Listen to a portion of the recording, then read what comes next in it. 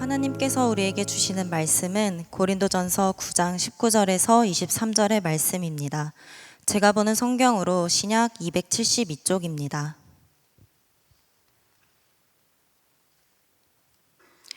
이제 고린도전서 9장 19절에서 23절의 말씀을 봉독하겠습니다.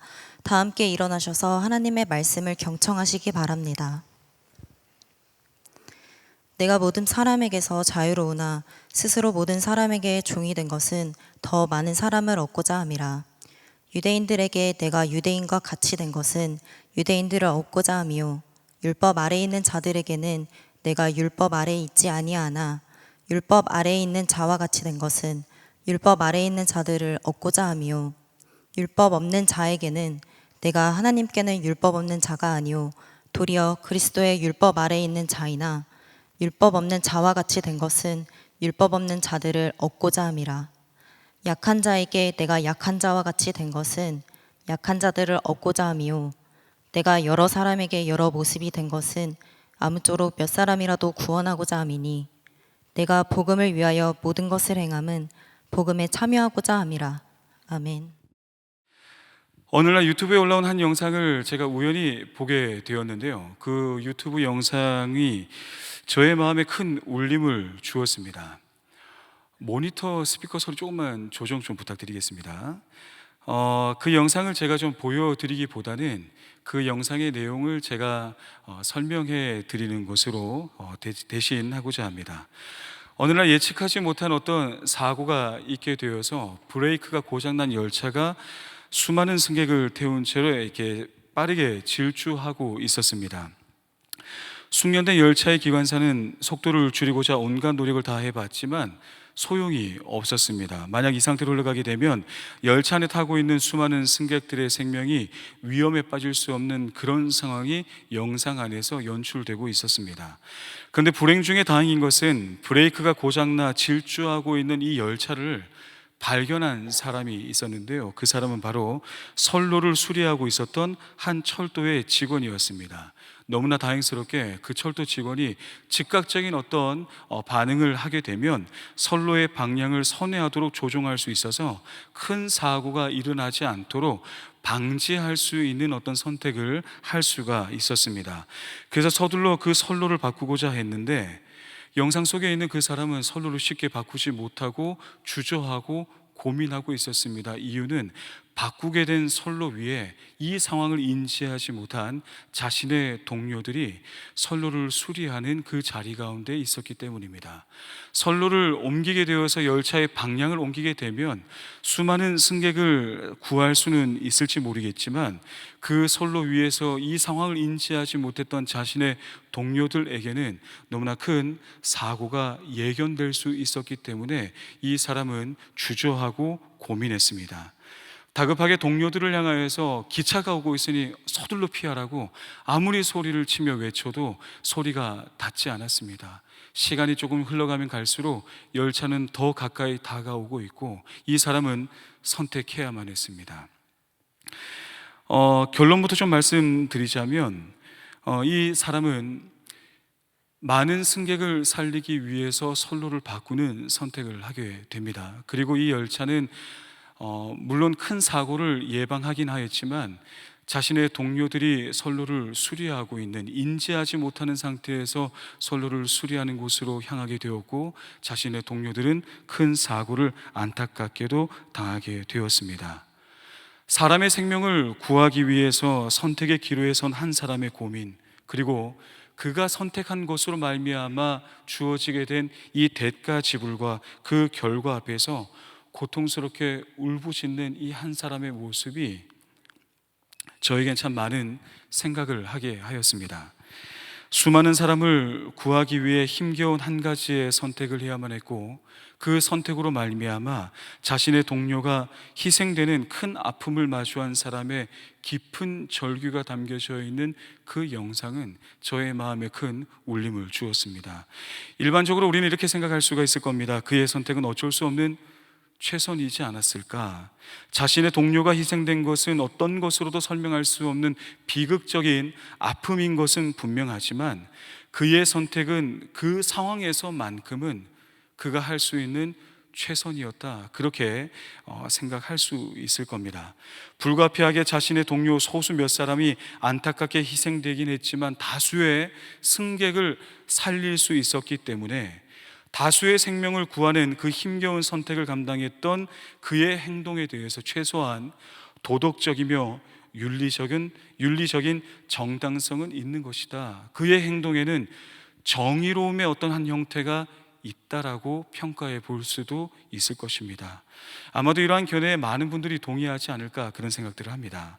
자신의 동료를 희생하게 되는 힘겨운 선택이긴 했으나 열차 안에 있는 수많은 승객을 구하기 위해서 선택한 이 사람의 결정에 대해서 도덕과 윤리의 기준으로 그의 선택은 잘못된 것이다라고 누군가 쉽게 비난하거나 그 행동이 틀렸다라고 말하기는 어려울 것 같아 보입니다. 이러한 의미를 담고 있던 영상은 마지막에 이런 질문을 남깁니다. 당신이라면 어떤 선택을 하시겠습니까? 여러분이 만약 이러한 상황 가운데 처한다면 어떤 선택을 하시겠습니까? 다수의 생명을 살리겠습니까? 아니면 동료들을 살리겠습니까? 조금 불편한 질문이죠.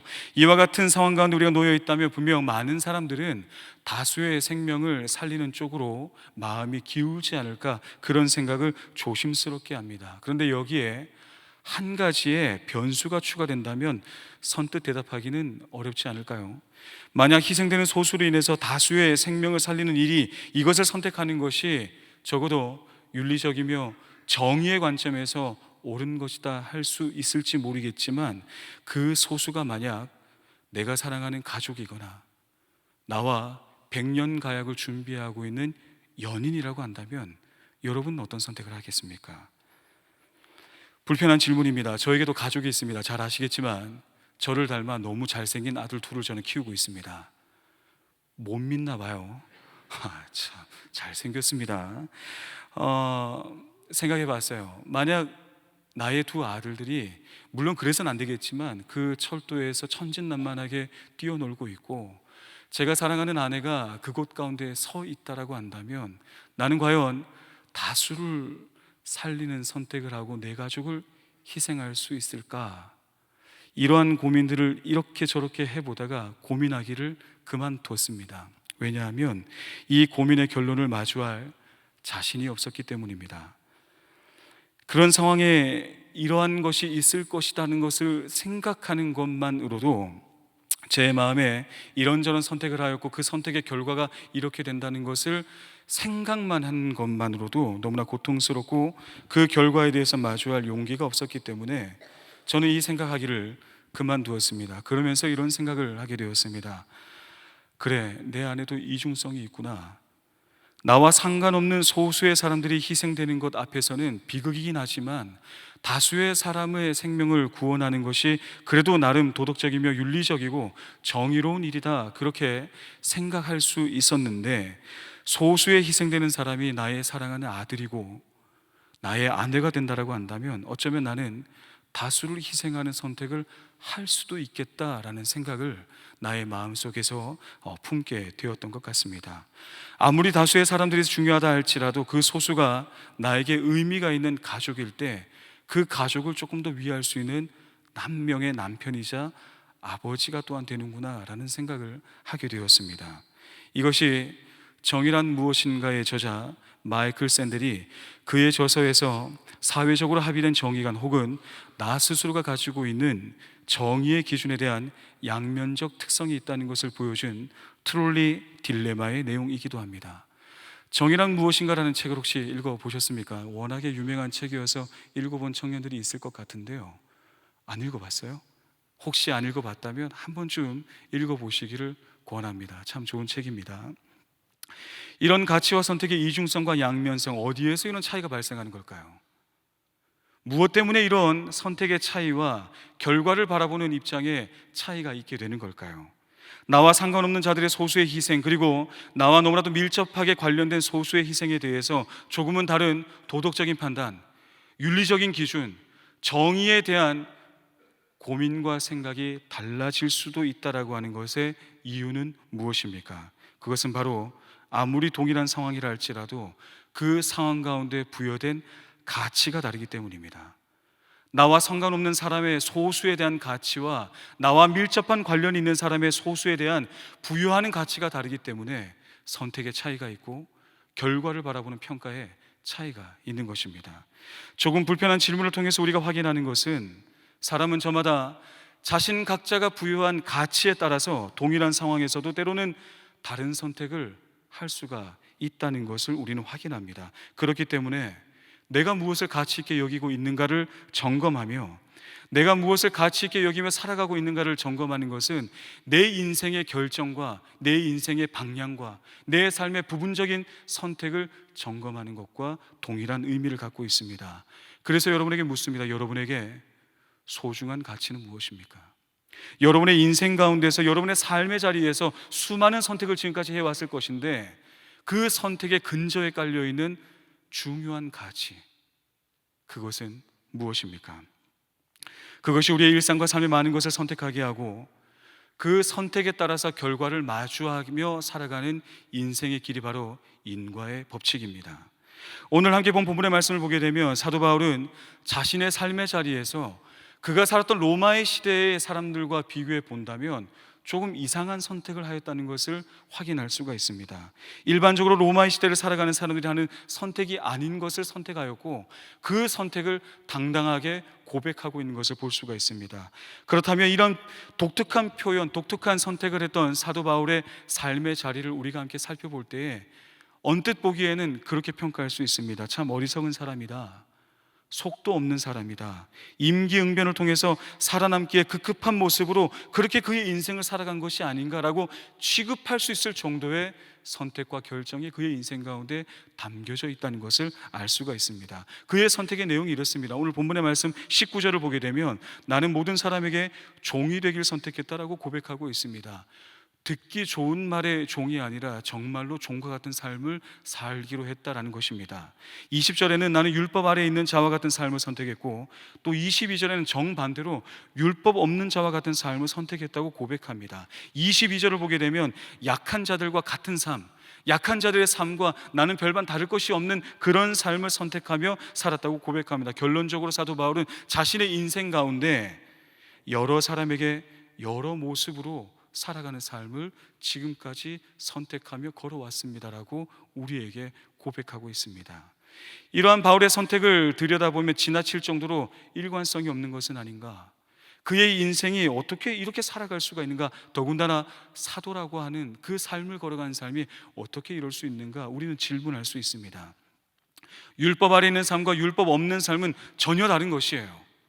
두 가지의 삶은 충돌하는 것임에도 불구하고 사도 바울은 이 두 가지의 삶을 자신의 인생과 삶에 모두 담았다 고백하고 있습니다. 뿐만 아니라 그는 로마의 시민권자였습니다. 누군가의 종으로 살아가는 삶이 아니라 모든 것을 누릴 수 있는 로마의 패권을 가지고 로마라고 하는 이름 하나만으로 평화를 이루었다라고 말하는 팍스 로마나의 시대를 살아가고 있는 로마의 시민권자로서 그의 삶을 살아가는 것 속에 이와 같은 선택을 했다는 건 너무나도 어리석은 선택이었다, 평가해 볼 만한 시대적 가치관이 있었습니다.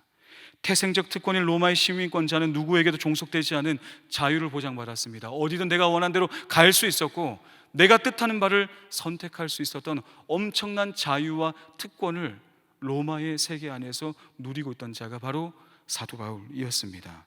그런 로마의 시민권자가 누구에게 종과 같은 삶을 선택했다는 것은 실패의 그림자를 자신의 삶에 담았다는 것과 동일한 의미입니다. 그 이상 그 이하도 아니었습니다.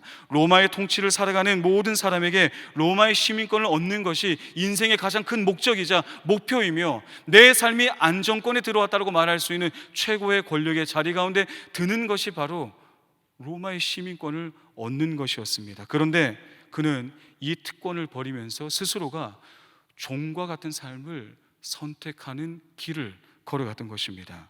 이러한 선택의 결과가 무엇인지 성경을 통해서 사도 바울은 자신의 이야기를 고린도 후서에서 이렇게 이야기합니다. 그는 로마 시민권자로 태어났고 유수한 교육을 받으면서 정말로 그의 인생 가운데 장밋빛 미래가 보장되어 있는 것 같은 그런 삶을 선택받았고 부여받았지만 그는 옥에 갇히길 수없이 했고 매도 수없이 맞았고 여러 번 죽을 뻔했습니다. 40에 하나 감한 매, 39대 죽기 직전까지 때리는 그 40에 하나 감한매를 5번이나 맞았고 3번 태장을 맞았고 거의 죽기까지 돌로 한 번 맞기도 했으며 동족들의 위협 가운데 여러 번 굶고 춥고 헐벗는 삶을 살았다고 고린도후서 11장을 통해서 우리에게 자신의 삶을 소개하고 있습니다. 바울의 이와 같은 선택에 따른 삶은 팍스 로마나를 그 시대를 살아가는 사람들에게는 조금도 공감할 수 없는 어리석은 선택이었습니다. 여기에서 한 걸음 더 나아가 사도 바울은 자신이 여러 사람에게 여러 모습으로 살아갔다 그렇게 고백합니다. 좋게 표현해서 그렇지 보기에 따라서는 속도 없는 사람, 매 상황에 맞게 이 사람 만나면 이 사람에게 맞춰서 비위 맞춰서 살고 또 이 사람 만나면 이 사람의 비위 맞춰서 사는 것 같은 그런 삶의 모습을 가지고 생존을 위해서 카멜레온 같은 그런 모습으로 자신의 삶의 형태를 바꿔가며 자신의 삶을 살아왔다 그렇게 고백하기도 합니다. 놀라운 점은 바울은 이렇게 무엇 하나 일관성 없어 보이는 것 같고 팍스 로마나의 시대를 살아가고 있는 그 시대 가운데서 조금도 공감되지 않을 만한 자랑될 만한 것이 조금도 없는 그런 인생을 살아왔고 앞으로도 이 삶을 나는 계속해서 걸어갈 것이다 그렇게 고린도 교회 성도들에게 전하고 있습니다. 심지어 나의 이런 삶의 모습을 여러분이 본받기를 원합니다라고 고백하고 있습니다. 그렇다면 오늘 본문의 말씀에서 확인할 수 있는 사도 바울의 이러한 모습, 이러한 삶의 형태, 그가 삶의 자리 가운데서 보여주었던 이 많은 고백들과 팍스 로마나의 시대에서 평가할 수 있는 그의 삶의 모습들을 우리에게 전해주고 있고 우리는 말씀을 통하여 그의 인생을 주목해서 봐야 할 이유는 무엇이겠습니까? 그것은 바로 사도 바울이 이런 형태의 삶을 살아갔음에도 불구하고 그런 형태의 삶을 그가 스스로가 선택하며 그의 인생 가운데 담아두었던 본질적 가치가 있기 때문입니다. 앞서 말씀드린 것과 같이 사람들은 자신이 부여하는 가치에 따라서 동일한 환경과 상황 속에서도 저마다 다른 선택을 하며 살아가는 것이 우리들의 인생이라고 했습니다. 사도 바울은 자신의 인생에서 가장 중요하게 여기는 그 복음이 담고 있는 그 가치와 의미를 자신의 인생 가운데 모든 선택에 가장 중요한 것으로 여겼기 때문에 가장 중심된 나의 선택의 근저에 복음을 두었기 때문에 그는 바로 이와 같은 삶으로 로마 시대에서는 선뜻 이해하기 힘든 그러한 삶을 자신의 인생 가운데 담아 두었던 것입니다. 본문의 말씀은 명확하게 선포하고 있습니다. 로마의 시민권자이면서도 많은 사람들에게 종과 같은 삶을 선택하며 살아가고 때때로 율법 아래에 있는 자들처럼 살기도 하고 율법 없는 자들과 같은 삶을 취하기도 하고 여러 사람에게 여러 모습으로 자신의 삶을 걸어갔던 바로 그 이유는 복음의 가치, 한 사람이라도 더 복음으로 인도하기 위함이었다 그렇게 고백하고 있습니다. 우리 함께 본문의 말씀 한 번 더 읽겠습니다. 22절과 23절 같이 한번 읽어볼까요? 22절과 23절입니다. 함께 읽겠습니다. 시작.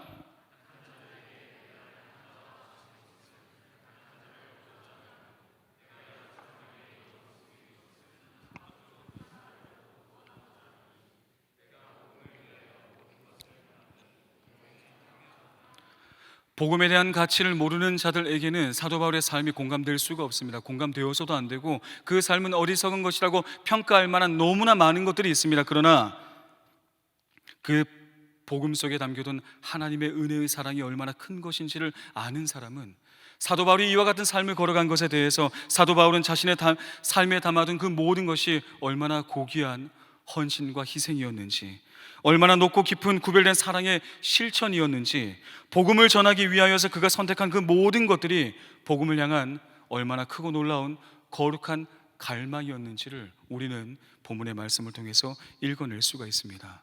사도 바울은 이렇게 고백합니다. 고린도전서 9장 18절입니다. 그런즉 내 상이 무엇이냐? 내가 복음을 전할 때 값없이 전하고 복음으로 말미암아 내게 있는 권리를 다 쓰지 아니하는 이것이로다. 사도 바울은 자신에게 있는 특권과 권리가 수없이 많았음에도 불구하고 복음을 전하기 위하여서 복음이 효과적으로 전달되기만 한다면 내게 있는 권리와 특권까지 내려놓을 수 있는 준비가 되어 있고 그것을 선택하며 나의 삶을 살아왔다. 그렇게 나의 권리를 제한하는 삶을 우리에게 고백하고 있습니다. 더 나아가 사람을 얻고 생명을 구원하는 일이라고 한다면 나에게 태생적으로 주어진 특권과 권리를 휴지 조각처럼 여기겠다. 이게 뭐라고? 사람의 생명을 살리는 것보다 내가 갖고 있는 권리와 특권, 이게 뭐라고? 그는 과감하게 그것을 내려놓고 사람을 살리기 위하여 복음을 전하는 것 가운데 자신의 삶을 한 영혼이라도 더 구원하기 위하여 자기가 할 수 있는 모든 것을 나에게 주어진 상황과 환경 가운데 담아내는 그런 인생을 걸어왔던 것입니다. 하나님의 말씀, 바로 이러한 삶이 하나님의 독생자 예수 그리스도를 내어주시기까지 우리를 사랑하시고 우리 주님께서 감당하신 그 거룩한 희생과 사랑으로 말미암아 새로운 생명, 구원을 얻은 하나님의 백성들이 걸어가야 할 길이라고 우리에게 말씀해 주고 있습니다. 아무런 자격 없는 우리에게 예수 그리스도의 십자가 구속의 은혜로 우리에게 구원의 은혜를 주셨기 때문에 이 구원의 은혜를 받은 자는 이 복음의 은혜와 가치를 나와 무관한 것을 두는 것이 아니라 내 삶의 가치로, 내 삶의 의미로 담아내는 삶을 걸어가야 한다라고 우리에게 말씀해 주고 있는 것입니다. 복음의 가치를 알고 있다면 나에게 주어져 있는 특권과 권리조차도 내려놓을 수 있는 준비를 우리는 할 수 있어야 합니다. 복음을 위해 그 가치를 삶에 담기 위해서 구체적으로 할 수 있는 결정과 선택을 나의 삶의 열매로 만들 수 있어야 합니다. 복음의 그 가치를 알고 있기에 결정하는 선택이 설령 다른 이들의 비웃음을 산다 할지라도, 남들이 나를 공감해 주지 않는다 할지라도 복음이 얼마나 가치 있는지를 내가 안다면 그걸 내 삶의 의미로 담아내는 길을 우리는 걸어가야 한다, 그렇게 말씀해 주고 있습니다. 이틀 전 금성 때 저는 우리 금성에 오신 청년들과 함께 말씀을 나누며 물었습니다. 여러분 각자에게 복음은 무엇입니까? 여러분이 오늘 교회에 와 있고 예배를 드리고 있는 예배자로 서 있는데 여러분에게 복음은 얼마나 어떤 가치가 있는 것이라고 여기고 있습니까? 적어도 복음 안에 담겨져 있는 역사가 하나님의 놀라운 선물이요, 내가 세상에서 그 어떤 것을 내 노력을 통해서 얻을 수 없는 그 놀라운 하나님의 선물이 복음 안에 담겨져 있다라고 하는 분명한 확신이 있다면, 이 복음이 나의 인생 가운데 정말 중요한 가치고 내 인생을 구원하는 하나님의 사랑의 결과물이라는 것을 내가 정확하게 알고 있다면 그에 상하는 삶의 결단이 반드시 있어야 하지 않겠습니까? 중요한 거라면 그 중요한 것이 나의 삶 가운데 어울릴 만한 형태로 자리매김해야 되지 않겠습니까? 여러분은 복음의 진리 앞에서 무엇을 내려놓을 수 있겠습니까? 이 복음이 진리라고 하는 확신을 가지고 있다면 이 확신 가운데 혹 여러분은 어떤 것을 내려놓을 수 있을 정도로 이 복음을 믿고 복음을 내 마음 가운데 담아두고 이 복음을 위해 살아갈 준비가 되어 있습니까? 우리는 계속해서 전도에 대해서 이번 10월 한 달 동안 같이 함께 말씀을 계속 나누게 될 건데요, 여러분 전도라는 걸 생각할 때 조금은 어렵거나 불편하다는 생각을 할 수도 있겠다, 그런 마음을 갖고 있습니다. 생각해보면 나 하나도 예배 오는 것도 버겁잖아요, 그죠? 저 문을 열 때 아직도 가운데 이 문이 닫혀 있는 거 모르는 사람 혹시 있어요? 예배 때 쾅쾅쾅 거리는 사람들이 있는데 빨리 와요. 예배 빨리 오고, 예배 일찍 오는 것도 힘들어서 어쩌면 이 예배 자리에 와서 나 혼자 예배 드리는 것도 이렇게 힘든데 내가 누굴 전도합니까? 그리고 전도하면 손이 많이 가요.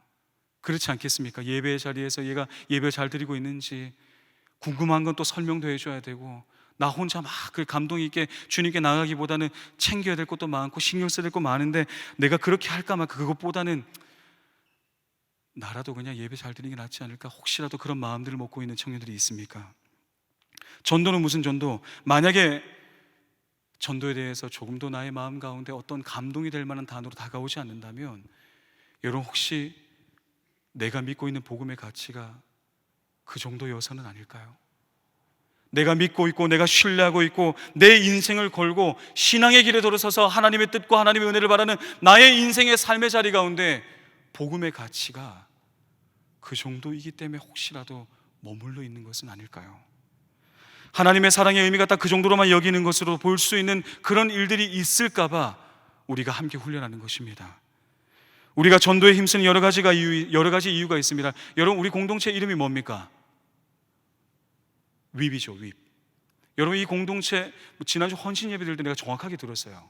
우리 공동체 이름 안에 담겨있는 핵심 가치가 4가지가 있는데 두 번째 가치가 뭐예요? 에반젤리즘, 전도 아닙니까? 여러분, 우리의 이름 가운데 이 두 번째 핵심 가치를 전도라고 두고 있는 이유가 뭐예요?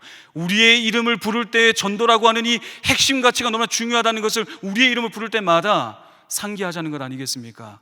만약 우리가 전도에 대한 마음들이 자꾸만 식어져 가고 있다면 우리 위비라 부를 수 있을까요? 우리 공동체를 위비라고 한다면 적어도 우리 공동체의 두 번째 이 핵심 가치를 위해 우리는 훈련해야 됩니다. 우리의 마음을 담을 수 있는 그런 일들을 한 걸음 한 걸음 걸어갈 수 있어야 된다. 그렇기에 오늘 본문의 말씀 속에 나와 있는 사도 바울을 본받기를 원합니다. 여러분, 전도할 때 혹시라도 거절에 대한 두려움이 있으십니까? 혹시 전도할 때 어떻게 전도합니까? 교회 한번 가볼래? 상대방이 혹시라도 교회? 이런 반응을 보이며 거절감을 갖는다면 거기에는 저와 여러분의 책임이 있습니다. 우리가 함께 모이는 이 교회의 가치와 우리가 걸어가고 있는 신앙의 길의 의미가 얼마나 소중하게 잘 가꾸어져서 전달되지 않았다라고 한다면 아마도 이것이 전도의 효과적인 표현이 되지 못할 수도 있을 겁니다. 혹시라도 교회 가볼래? 이러한 이야기 앞에 누군가가 너 교회 다녔어? 이런 말 듣는다면 이건 더 심각한 겁니다. 우리의 이 모든 발걸음들 속에서 필요하다면 우리가 진정성이 있는 회개의 열매도 주님께 올려드렸으면 좋겠습니다. 여러분이 전도해야 합니다. 잠시 후에 이 목사님 올라오셔서 작정하는 시간을 갖게 될 것인데요, 하나님의 은혜를 구하며 우리가 갖고 있는 이 복음의 가치를 나의 삶에 담아내는 훈련을 우리가 함께 합시다. 이것이 얼마나 중요한지를 안다면 누군가의 일로 치부하지 말아요. 전도합시다. 이거 제가 원래 이런 거 좀 좋아하는 사람이라 한번 해볼게요. 제가 옛날에 많이 했습니다. 이번 가을엔 이래갖고 전도하겠어요. 이거 이번 가을은 여러분 용기 내세요. 괜찮아요. 거절감이 있을 수도 있고 잘 안 될 수도 있습니다. 우리는 결과를 보고 하는 게 아니에요. 우리 공동체가 얼마나 귀한 곳이고 하나님의 일하심의 역사가 얼마나 귀한 것인지를 우리가 안다면 우리는 이 전도를 위해서 마음을 두고 훈련하는 것을 우리가 함께하기 위해서 이번 일을 준비하고 있습니다. 누군가 일이라고 여기지 말고 소중한 사람에게 내가 정말로 중요하게 여기는 이 복음을 전하는 법을 우리는 훈련해내야 됩니다. 효과적인 방법을 찾아가 봐야죠. 함께 합시다. 그리고 특별히 암송 구절로 제가 여러분들에게 전한 게 있습니다. 모바일 튜브를 보면 암송 구절 있다는 거 혹시 알아요? 아무도 안 외우고 있죠. 암송 구절 외워야 돼요. 읊조리고 이 말씀을 계속해서 되뇌이고, 이것이 여러분 알고 있는지 모르겠지만 전통적인 기독교 역사의 묵상의 방법이에요. 여러분, 묵상을 착각하지 말아요. 본문 말씀 조금 읽고 나서 목사님도 흉내 내가지고 막 수려한 말로 이 말씀 어떤 말씀이야 막 나눔을 화려하게, 묵상이 아니에요. 나눔을 잘하는 게 묵상이 아니라고요. 묵상은 뭐냐면 이 말씀의 의미를 곱씹고 또 곱씹고 내 입에 계속해서 읊조리면서 내 삶의 언어로, 내 삶의 열매로 드러나기까지 이 말씀을 생각해내고 또다시 생각해내는 것이 묵상입니다. 그런 의미에서 여러분에게 암송 구절로 낸 것을 우리 같이 한번 볼까요? 고린도전서 9장 23절 말씀 우리 한번 같이 읽어봅시다. 여러 번 읽어보겠습니다. 외울 수 있어요. 어렵지 않아요. 같이 한번 읽어봅시다. 시작. 내가 복음을 위하여 모든 것을 행함은 복음에 참여하고자 함이라. 우리 끊어서 한번 따라해 볼까요? 내가 복음을 위하여 모든 것을 행함은 복음에 참여하고자 함이라. 암송 구절이니까 우리 한 번 더 해봅시다. 내가 복음을 위하여 모든 것을 행함은 복음에 참여하고자 함이라. 여러분, 이 말씀 외우세요. 한 주간 동안 읊조리세요. 사도 바울이 우리에게 전해준 하나님의 말씀이 오늘 우리에게 전해준 진리의 말씀입니다. 내가 모든 것을 행함은 복음을 위하여서, 이 복음에 참여하기 위하여 나의 삶의 선택이 있다, 나의 삶의 결정이 있다. 그렇게 고백했던 사도 바울의 이 고백을 우리가 본받으면서 한번 해봅시다. 복음이 정말 중요한 것이라고 한다면 나의 권리와 감정과 생각과 내가 갖고 있는 여러 많은 것들을 내려놓을 수 있어야 됩니다. 여러분의 가족을 살리는 일이 있다고 한다면, 사랑하는 내 연인을 살릴 수 있는 방법이 한 가지만 있다고 한다면 그 한 가지 안 할 사람이 어디 있겠습니까? 저도 할 거예요. 복음을 전해서 그 사람이 예수님을 믿게 되는 그 놀라운 은혜의 일이 있다면 거절의 두려움 정도 한번 마주해 봅시다. 뭐 어때요? 여러분의 말이 수려하지 않아도 괜찮습니다. 복음을 전해보시고 교회로 초대하시고, 우리 공동체는 그럴 만한 정말 자부심 있는 공동체라고 제가 여러분에게 말씀드렸는데, 우리 공동체로 초대해 보세요.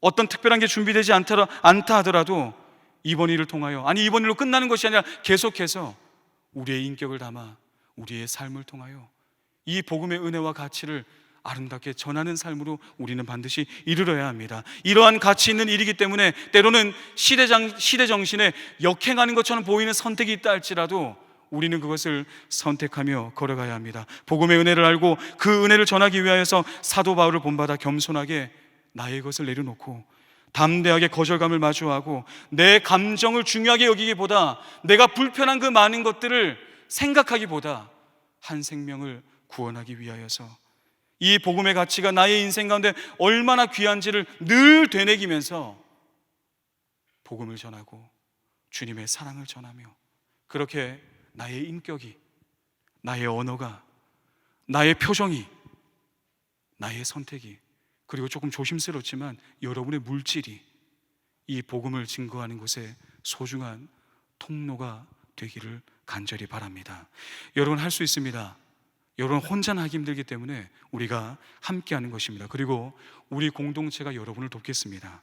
우리 주님께서 우리가 기도하며 이 일들을 준비할 때 사도 바울의 인생에서 경험하였던 것처럼 우리들의 삶에도 놀라운 열매로 우리와 함께 하실 것입니다. 이것을 믿음으로 우리가 함께 주의 복음을 전하고자 우리의 마음을 점검하고 준비하고 작정하는 우리 공동체가 되었으면 좋겠습니다. 함께 기도하겠습니다. 사랑과 은혜의 하나님 아버지, 사도 바울은 복음의 가치를 너무나 잘 알고 있었기 때문에 자신의 모든 인생을 걸어 포기할 것과 내려놓을 것과 멈추어 설 것과 때로는 여러 모습으로 살아가는 것까지도 선택하며 그의 삶을 걸어왔습니다.